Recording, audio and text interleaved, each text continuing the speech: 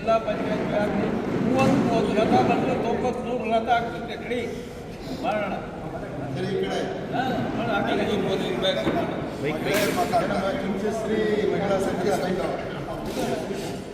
ಎಲ್ಲ ಮಾಡ್ತಾ ಇದ್ದೀವಿ. ಆಗ್ತೈತಿ ಈ ಸಲ, ಏನು ತೊಂದರೆ ಇಲ್ಲ. ಎಲ್ಲ ಮುಖಂಡರು ಪಕ್ಷಾತೀತವಾಗಿ ಎಲ್ಲನೂ ಕರೆದಿದ್ದೀವಿ, ಎಲ್ಲ ಮಾಡ್ತಾರೆ. ಇವತ್ತು ರಮೇಶ್ ನಾನು ತರ್ತೀನಿ, ನನ್ನ ಊರಿನಿಂದ ಒಂದು ರಥ ಕಳಿಸ್ತೀನಿ ಅಂತ ಹೇಳಿದ್ದಾರೆ. ಅದೇ ರೀತಿಯಲ್ಲಿ ಪ್ರತಿಯೊಬ್ಬರು ಹೇಳ್ತಾ ಇದ್ದಾರೆ, ಪ್ರತಿಯೊಬ್ಬ ಯುವಕರು ಹೇಳ್ತಾ ಇದ್ದಾರೆ. ಜಿಲ್ಲಾ ಪಂಚಾಯತ್ ವ್ಯಾಪ್ತಿಯಿಂದ ಸುಮಾರು 10ರಿಂದ 15 ಬಂದರೆ ಆಗೋಯ್ತು. 15-75 ರಥ ಆಯಿತು ಅಲ್ವೇನ್ರಿ? ಅದರಿಂದ ತರ್ತಾರೆ, ಅದಾಗುತ್ತೆ, ಜನನೂ ಸೇರ್ತಾರೆ. ಈ ಸರಿ ಒಳ್ಳೆ ವೈಭವದಿಂದ ನಡೀತೈತೆ. ಗೌರವಾಧ್ಯಕ್ಷರಾಗಿರೋಂಥ ನೀಲಮ್ ಅವರು ನಮ್ಮ ಉದ್ದೇಶ ಮಾತಾಡ್ತಾರೆ.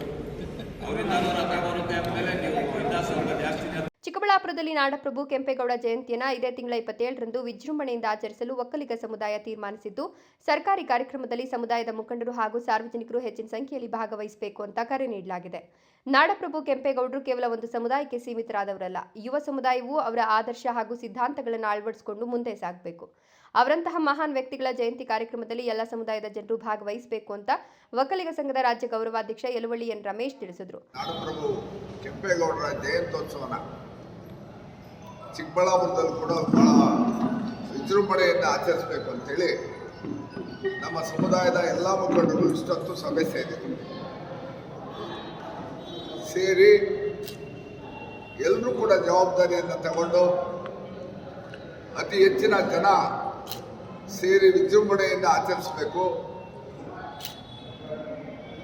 ನಮ್ಮ ಮೂಲಕ ನಾನು ಎಲ್ಲ ನಮ್ಮ ಬಂಧುಗಳಲ್ಲಿ ನಮ್ಮ ಮೂಲಕ ವಿನಂತಿಸ್ತೇನೆ. ತಾರೀಕು 27/6/26 ಬೆಳಗ್ಗೆ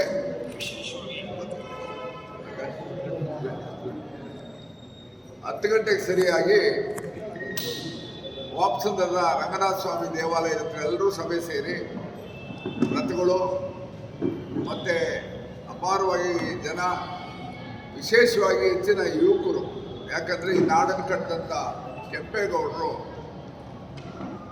ಭಾಳ ಇತಿಹಾಸ ಇರೋ, ಬರೀ ಒಕ್ಕಲಿಗ ಸಮುದಾಯದಲ್ಲಿ ಹುಟ್ಟಿರ್ಬೋದು ಅಷ್ಟೇ, ಬಟ್ ಎಲ್ಲ ಸಮುದಾಯದವರೆಗೂ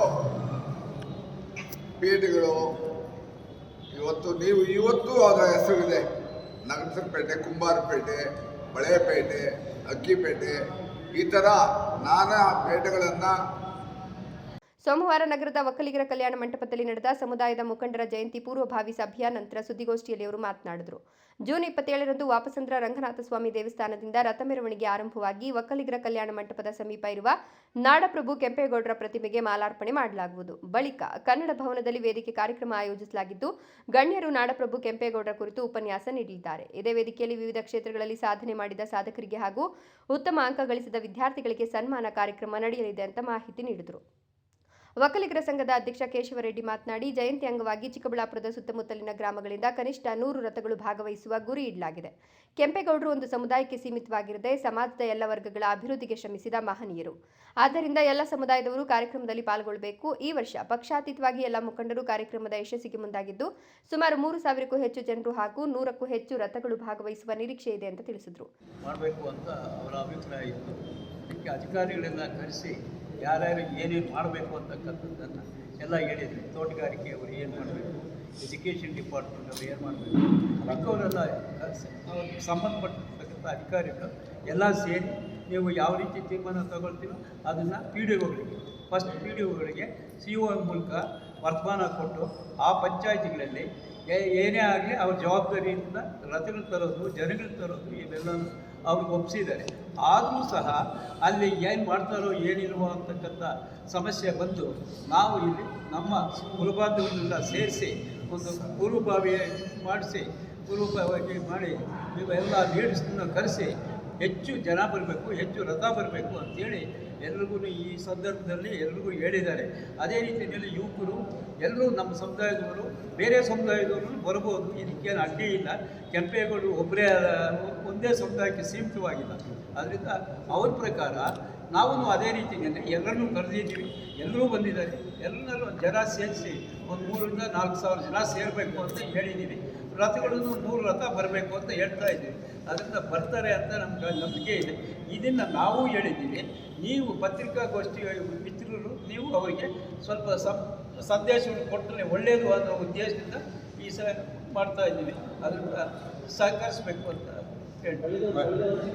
ಚೀಮೂಲ್ ನಿರ್ದೇಶಕ ಕೆವಿ ನಾಗರಾಜ್ ಮಾತನಾಡಿ, ಕೆಂಪೇಗೌಡ ಜಯಂತಿ ಆಚರಣೆ ಕುರಿತು ಕಳೆದ ವಾರ ಜಿಲ್ಲಾಧಿಕಾರಿಗಳು ಸಮುದಾಯದ ಮುಖಂಡರೊಂದಿಗೆ ಸಭೆ ನಡೆಸಿ ಕಾರ್ಯಕ್ರಮದ ರೂಪುರೇಷೆಗಳನ್ನು ವಿವರಿಸಿದ್ದು ಅದ್ದೂರಿಯಾಗಿ ಆಚರಣೆ ನಡೆಸಲು ಸಹಕಾರ ನೀಡುವುದಾಗಿ ಭರವಸೆ ನೀಡಿದ್ದಾರೆ ಎಂದರು. ಈ ಹಿನ್ನೆಲೆಯಲ್ಲಿ ಎಲ್ಲಾ ರೀತಿಯ ಸಿದ್ಧತೆಗಳನ್ನು ಕೈಗೊಂಡಿದ್ದು ಈ ವರ್ಷದ ಜಯಂತಿಯನ್ನು ವಿಜೃಂಭಣೆಯಿಂದ ಆಚರಿಸಲಾಗುವುದು ಎಂದರು. ಬಹುಶಃ ನೀವು ಬರೆದಿದ್ದಕ್ಕೆ ಮುಂಚೆ 11 ಗಂಟೆಯಿಂದ 12:30ವರೆಗೂ ಕೂಡ ಸುಮಾರು ಇಲ್ಲಿ ಒಂದು 250-300 ಜನ ಎಲ್ಲ ಮುಖಂಡರುಗಳೇ ಬಂದು ಭಾಗವಹಿಸಿ ಯಾವ ರೀತಿ ನಾವು ಕೆಂಪೇಗೌಡರ ಜಯಂತಿಯನ್ನು ಮಾಡಬೇಕು, ಇದನ್ನು ಯಶಸ್ವಿಯಾಗಿ ಮಾಡಬೇಕು ಅಂತೇಳಿ ಸಲಹೆ ಸೂಚನೆಗಳನ್ನು ಕೊಟ್ಟಿದ್ದಾರೆ.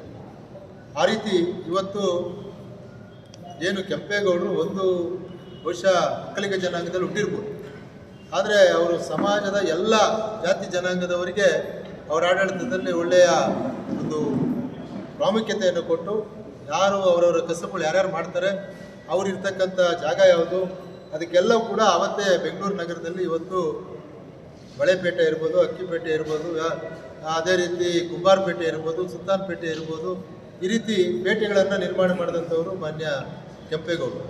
ಅದೇ ರೀತಿ ಕೆರೆಗಳನ್ನು ನಿರ್ಮಾಣ ಮಾಡಿ ರೈತರಿಗೆ ವ್ಯವಸಾಯ ಮಾಡಲಿಕ್ಕೆ ಅನುವು ಮಾಡಿಕೊಟ್ಟಂಥವರು ಕೆಂಪೇಗೌಡರು. ಹಾಗಾಗಿ ಬರೀ ಒಕ್ಕಲಿಗರಿಗೆ ಅವ್ರು ಮಾಡಿಲ್ಲ, ಎಲ್ಲ ಜನಾಂಗದವ್ರಿಗೂ ಕೂಡ ಮಾಡಿದ್ದಾರೆ.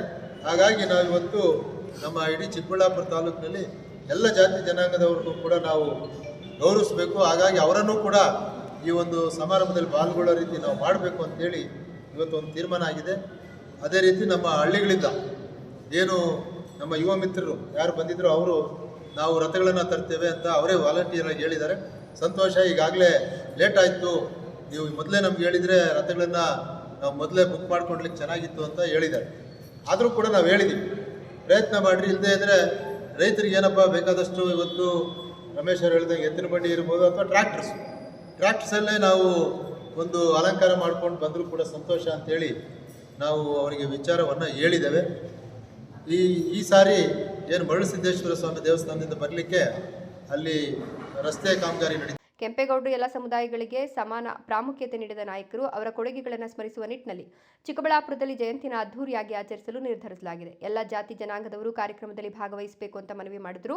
ಸುದ್ದಿಗೋಷ್ಠಿಯಲ್ಲಿ ಒಕ್ಕಲಿಗರ ಸಂಘದ ಕಾರ್ಯದರ್ಶಿ ಚೆನ್ನಪ್ಪ ರೆಡ್ಡಿ, ಉಪಾಧ್ಯಕ್ಷ ರಾಮಸ್ವಾಮಿ, ಖಜಾಂಚಿ ಬಿಕೆ ಮಂಜುನಾಥ್, ಕೆಆರ್ ರೆಡ್ಡಿ, ಶ್ರೀನಿವಾಸ್, ಗೆರಿಗೆ ರೆಡ್ಡಿ, ನಾರಾಯಣಸ್ವಾಮಿ, ನಾಗರಾಜ್, ಎಂ ಪ್ರಕಾಶ್, ಗಂಗೆರೆ ಕಾಲುವೆ ಪ್ರಸಾದ್, ಯಲುವಳ್ಳಿ ಜನಾರ್ದನ್, ಚುಂಚಶ್ರೀ ಮಹಿಳಾ ಪ್ರತಿಷ್ಠಾನದ ಕಾರ್ಯದರ್ಶಿ ಹೇಮಲತಾ, ಜನಾರ್ದನ್, ಗೌರವಾಧ್ಯಕ್ಷೆ ಲೀಲಾ ಸೇರಿದಂತೆ ಹಲವರು ಉಪಸ್ಥಿತರಿದ್ದರು.